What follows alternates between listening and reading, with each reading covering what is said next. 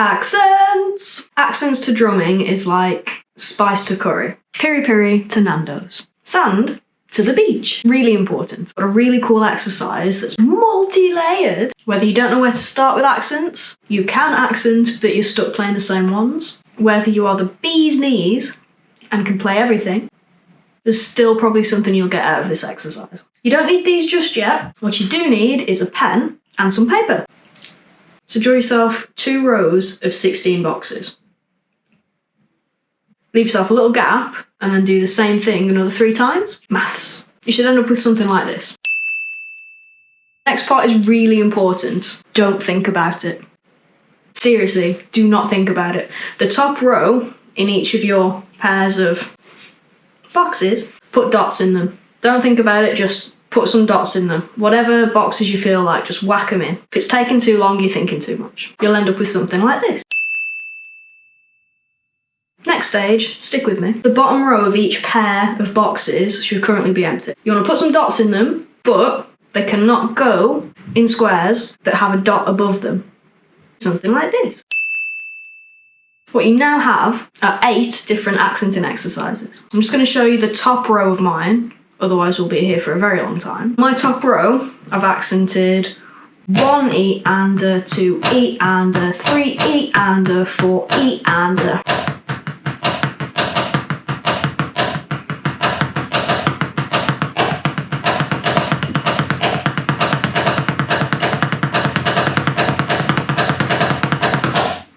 It's actually quite cool. Some of the patterns that you've randomly come up with are actually going to be really fudging awesome. Others are going to sound a little bit like dog sugar. Work your way down the sheet, playing single strokes, 16ths, accenting your boxes with the circles in them. If you're struggling to keep track, just write 1 E and a, 2 E and a, 3 E and a, 4 E and a on the top rows. That's why you've got those nice little gaps. I said this was a multi-layered exercise because there's so much you can do with this sheet now. First thing, you could play your accent patterns on the kit. You have your ghost notes on the snare and you can move the accents around. So for example, you could have your right hand accents on the floor tom, left hand accents on your hi-hat.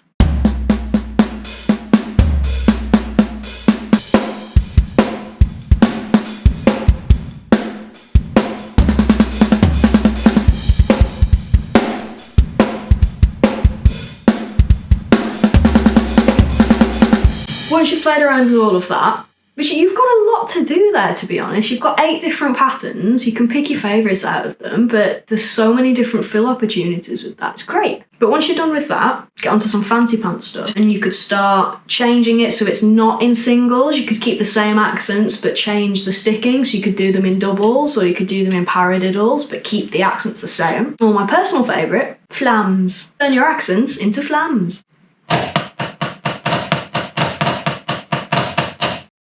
Another thing you could do with it, you may be wondering why they're in pairs.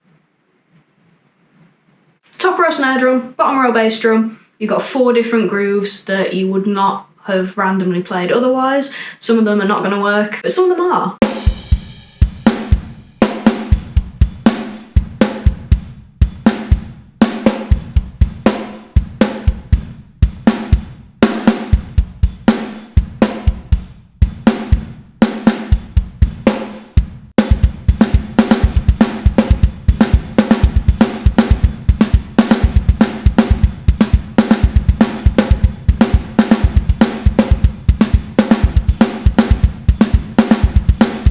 Multi-layered, multifaceted exercise. You've got accents, you've got sight reading, you've got fills, you've got grooves, you've got independence, many things. Boom!